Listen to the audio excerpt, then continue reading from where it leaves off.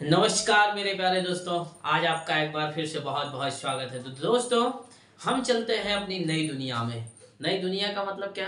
नई दुनिया मतलब ऊपर थोड़ी चलना है भैया। नई दुनिया मतलब आज हम चट्टानों के बारे में बात करते हैं। कहते हैं चट्टान जैसा मुंह बना के आया है। चट्टान मतलब क्या हुआ? मतलब अपने डिग पे अड़े हुए। समझ में आया दोस्तों? दोस्तों ध्यान दीजिएगा आपको कि अभी दुनिया बदल रही है। जैसे आप देखिएगा तो दोस्तों, पहले क्या होता था भैया, कई लोग रोटी पाने के लिए दौड़ते हैं, कई लोग रोटी पाने के लिए दौड़ते हैं, तो कई लोग रोटी पचाने के लिए दौड़ते हैं। आप ध्यान दीजिएगा, कई लोग रोटी पाने के लिए दौड़ते हैं तो कोई लोग रोटी पचाने के लिए। कई लोग साइकिल चलाते हैं अपने मंजिल पर पहुंचने के लिए, कई लोग उसी साइकिल को चलाते से व्यायाम करने के लिए। देखे हैं कि नहीं?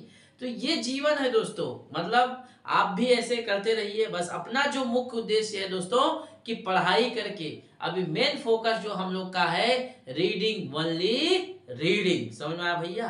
तो हम लोग चलते थे, कल हमने आपको सब कुछ ज्वालामुखी के बारे में, लावा मैग्मा सब बता दिया था। तो आज हम लोग रॉक स्टार, जानते हैं रॉक स्टार क्या होता है? रॉक स्टार के बारे में, चट्टान के बारे में हम लोग पढ़ेंगे। तो ध्यान दीजिएगा, चट्टान पृथ्वी पर पाए जाने वाले कठोर पदार्थ को ही चट्टान कहते हैं। पृथ्वी पर पाए जाने वाले कठोर पदार्थों को ही चट्टान कहते हैं। ध्यान दीजिएगा भैया, पहले समझिए आप, इसके बाद जो होगा।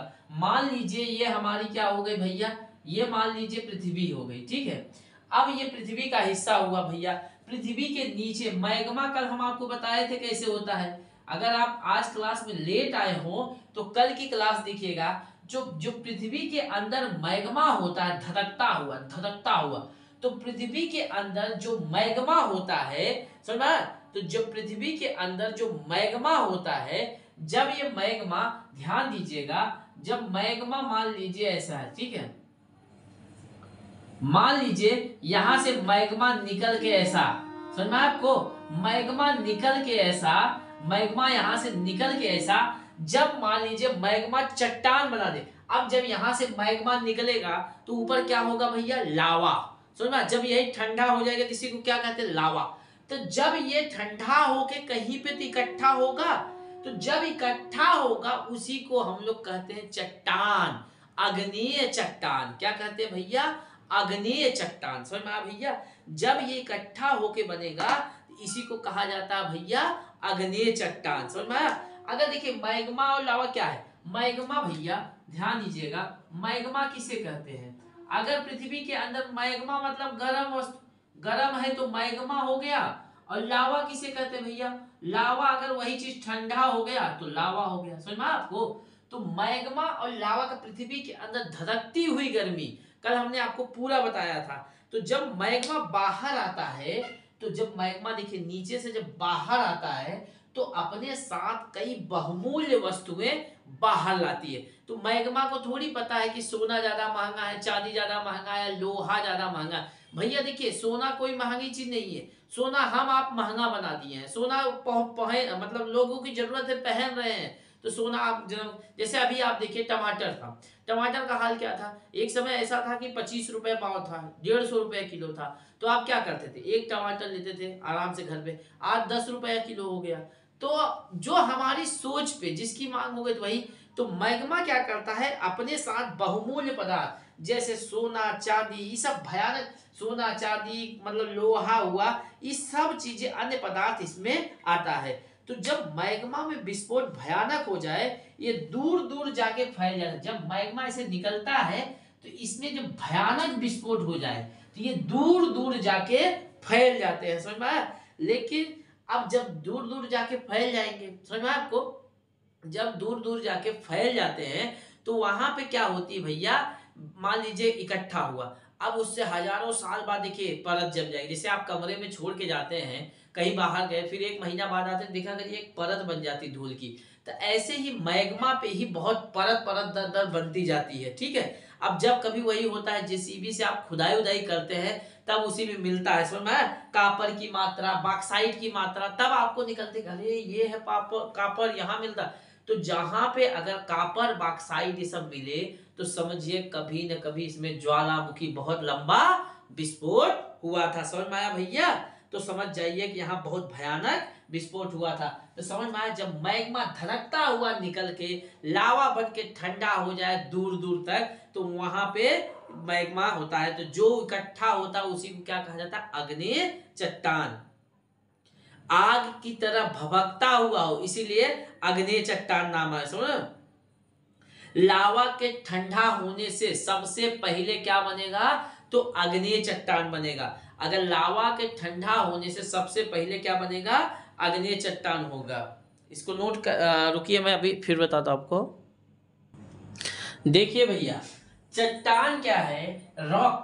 समझ में आया आपको? चट्टान हमने बताया कि 3 प्रकार के होते हैं। एक आग्नेय चट्टान, समझ में आया? आग्नेय होता है, हमने आग्नेय लिख दिया है, आग्नेय चट्टान। फिर दूसरा अवसादी चट्टान, तीसरा रूपांतरित चट्टान। तो चट्टान कितने प्रकार के बने? 3 प्रकार के बनते हैं, आग्नेय चट्टान, अवसादी चट्टान और रूपांतरित चट्टान। समझ में आया भैया? तो चट्टान 3 प्रकार के होते हैं, ये इसका डाउट क्लियर। अब हम लोग चलते हैं आग्नेय चट्टान। आग्नेय चट्टान क्या है? प्राथमिक क्रिया है, इसीलिए इसको ध्यान दीजिएगा। आग्नेय चट्टान, इसका निर्माण लावा से होता है। जब पृथ्वी में धधकती हुई निकलती है लावा, तो उसी समय लावा से जो निकलता है, तो इसका निर्माण क्या होता है? आग्नेय चट्टान का निर्माण। ये प्राथमिक चट्टान कहे जाते हैं। क्यों? क्योंकि भैया ये प्राथमिक रूप से है, पहले यही बनते हैं। लावा का पहली प्रक्रिया आग्नेय चट्टान से ही। ऐसे याद करिए, प्राथमिक चट्टान किस चट्टान को कहा जाता है? तो प्राथमिक चट्टान की बात किया जाए तो आग्नेय चट्टान को कहा जाता है। क्योंकि जब पृथ्वी से अंदर निकलती हुई मैग्मा धधकता हुआ जब ऊपर जाती है, तो लावा जब ठंडा होके जब उनकी परत दूर धड़ाम धड़ाम बोल जाते हैं, जब दूर बैठ जाते हैं कहीं, उन पे परत दर परत, तो सबसे पहली प्रक्रिया जो बनेगी वो आग्नेय चट्टान की ही बनेगी। तो आग्नेय चट्टान को हम लोग प्राथमिक चट्टान भी कहा जाता है। इसको नोट करिएगा कि आग्नेय चट्टान को हम लोग प्राथमिक चट्टान कहते हैं। अब भैया बताइए, जब यहां से निकलेगी भैया, समझ में आया? जब यहां से लावा निकलेगी ऐसे, तो बताइए कठोर होगी कि नरम होगी? बताइए। अरे भैया, जब लावा ठंडा होके किसी चीज पे बनेगी परत दर, तो ये क्या होंगे? बहुत ही कठोर होंगे। ये बहुत कठोर। इस चट्टानों में जीवाश्म नहीं पाया जाएगा। जीवाश्म का मतलब समझ रहे हैं? जैसे जीवाश्म, एक सीधी सी भाषा समझिए, जीव के अंश। जीवाश्म का होता है कि जीव के अंश, जिसमें जीव के अंश मिले वो जीवाश्म, जिसमें जीव के अंश न मिले वो जीवाश्म। तो जीव के अंश, जैसे पेड़ पौधे, जीव, कीड़े पौधे जो भी हो, मतलब सड़ के कई साल दब गए हो, जो मैग्मा द्वारा अगर बाहर निकलते हैं, तो जैसे जो कई लोग पेट्रोल, फिर कोयला, ये सब बन जाते हैं, उन्हीं को जीवाश्म कहा जाता है। तो आग्नेय चट्टान में हमको जीवाश्म की मात्रा नहीं पाई जाती। तो आग्नेय चट्टान में जीवाश्म नहीं पाया जाता। आग्नेय चट्टान भी 2 प्रकार का होता है। आग्नेय चट्टान कितने? एक बाह्य आग्नेय चट्टान और आंतरिक आग्नेय चट्टान। लिख लीजिए इसको। एक होता है भैया बाह्य आग्नेय चट्टान, बाह्य आग्नेय चट्टान, और दूसरा है आंतरिक आग्नेय चट्टान। क्या है भैया? दूसरा है भैया आंतरिक आग्नेय चट्टान। आंतरिक आग्नेय चट्टान, आग्नेय चट्टान नोट कर लीजिए इसको, तब आगे चलते हैं। बाह्य आग्नेय चट्टान, आंतरिक आग्नेय चट्टान। समझ में आया? बाह्य आग्नेय चट्टान यह तब बनता है जब लावा भूमि के ऊपर चला आता है, जैसे पृथ्वी पे चला आता है, तो इसका रंग क्या होता है? काला होता है। इसके घिसावट से ही काली मिट्टी बनती है। इसको नोट करिए, तब बताते हैं। अब ध्यान दीजिएगा दोस्तों, अब क्या है, बाह्य आग्नेय चट्टान के बारे में हमने आपको बताएंगे। देखिए, आग्नेय चट्टान कितने प्रकार के होते हैं? 2 प्रकार के, बाह्य चट्टान, बाह्य आग्नेय चट्टान और आंतरिक आग्नेय चट्टान। तो हम लोग अभी बाह्य आग्नेय चट्टान कहते हैं। तो ध्यान दीजिएगा, यह तब बनता है जब लावा भूमि के, अब ध्यान दीजिएगा, ये हुआ, अब पृथ्वी हुआ, जब लावा भूमि के ऊपर, अब यहां से ध्यान दीजिएगा, जब मतलब मैग्मा जब निकलता है भैया, यहाँ मैग्मा निकला, ठीक है, यहाँ मान लीजिए मैग्मा है, ठीक है, ये मैग्मा। अब ये मैग्मा जब निकला, तो जब पृथ्वी के बाहर आ जाता है, समझ में आपको? जब पृथ्वी के बाहर आ जाता है, तो इसी को कहा जाता है बाह्य आग्नेय चट्टान। अब ध्यान दीजिएगा, इसका रंग क्या होता है भैया? काला होता है। इसकी घिसावट से, ये जो चट्टाने होती हैं ये नरम, मान लीजिए इनके घिस घिस से ही, जैसे जो भाई होती हैं तो जो नरम हुए तो घिस घिस के कभी न कभी काला हो जाता है, समझ में आपको, तो ये घिस घिस के काली मिट्टी भी बना देती है, तो ये बेसाल्ट के रूप में होते हैं, समझ में आया। तो ये आग्नेय चट्टान क्या होता है, बाह्य आग्नेय चट्टान क्या होते हैं, जहां पे काली मिट्टी की अधिकता है, समझिए कभी न कभी वहां पे ये जबरदस्त ज्वालामुखी आया था। जैसे महाराष्ट्र है, दक्षिण भारत का राज्य है, तो ये सब जैसे काली मिट्टी कपास के लिए मानी जाती है, तो ये सब चीजें जहां पे खुदाई होती है तो काली मिट्टी जहां मिलेगी, ये समझ जाइए कभी न कभी यहाँ पे भयंकर ज्वालामुखी आया था। जहां पे अगर काली मिट्टी मिल रही है तो ये समझिए कि भयंकर इस पे भूकंप आया था, तो वहां पे काली मिट्टी की अधिकता होती है, समझ में आया भैया। अब हम लोग आते हैं आंतरिक आग्नेय चट्टान पे, किस पे भैया, आंतरिक आग्नेय चट्टान पे, समझ में आया भैया। आंतरिक आग्नेय चट्टान के बारे में हम लोग देखते हैं। आंतरिक आग्नेय चट्टान, आंतरिक आग्नेय चट्टान, आंतरिक आग्नेय चट्टान, इंजीनियस। अब ध्यान दीजिएगा, आंतरिक आग्नेय चट्टान, इसका निर्माण तब होता है जब लावा निकल के भूमि के अंदर ही रह जाए, तो इनका निर्माण ये होता है। अब ध्यान दीजिएगा, जैसे ये देखिए, अब यहाँ पे मैग्मा है, ठीक है, और नीचे देखते हैं, मैग्मा यहाँ पे हो गया भैया, ठीक है, ये क्या हो गया, मैग्मा, ये मैग्मा जब यहां से निकला तो मान लीजिए भूमि के अंदर ही रह गया। अगर भूमि के अंदर ही रह गया भैया, जरूरी थोड़ी है कोई निकला, कोई तो मान लीजिए इधर आ गया, कोई दूरी इतना, कोई यहीं पे हो गया, समझ में आपको, कोई इतना ही पे, भाई हर चीज मजबूत, जैसे कई पटाखा जब आप छुड़ाते हैं तो कई तो और ऊपर जाते हैं, कई एक होते नीचे वही चले जाते हैं, जब रॉकेट कई कई देखा करें किसी घर में घुस जाते हैं। एक बार हम लोग क्या था, गांव में जला रहे थे, जैसे किसी के मड़ई में जाके, मड़ई समझते हैं, मड़ई लगी थी, उसी में आग लग गई, अरे बचाओ रे बचाओ, पूरा चलने लगा भैया। इसीलिए रॉकेट कई लोग तो भैया हाथवा में धर के जलाते हैं, समझ में आया। तो कभी मतलब ये आग्नेय चट्टान, समझ में आया, बाह्य आंतरिक, जो आंतरिक आग्नेय चट्टान होते हैं, इसका निर्माण कब होता है, इसका निर्माण कब होता है भैया, जब लावा निर्माण, जब लावा भूमि के अंदर, जब लावा भूमि के अंदर रह जाता है, समझ में आया भैया, जब लावा भूमि के अंदर रह जाता है तब इसका निर्माण होता है। यह दो प्रकार के होते हैं, कितने भैया, दो प्रकार के, कितने भैया, दो प्रकार के होते हैं। ये कितने भैया, दो प्रकार के होते हैं। एक होता है पातालिका, एक मध्यवर्तिता होती है। पहला जो होती है भैया पातालिका, क्या भैया, पातालिका। दूसरा जो होगा, पहला क्या होता है भैया पातालिका, दूसरा जो होता है मध्यवर्ती, क्या होती है भैया, मध्यवर्ती। अब इसको समझिए क्या होते हैं, ध्यान दीजिएगा भैया। पातालिका यह बहुत गहराई में होता है, जैसे यह ज्यादा दूर नहीं जा पाता, जैसे यहां से देखिए निकला यहीं पे रह गया, तो इसे बहुत गहराई में नहीं रह पाता है, समझ में, तो यह बहुत गहराई में नहीं रह पाता है, समझ में भैया, यह बहुत गहराई में होता है,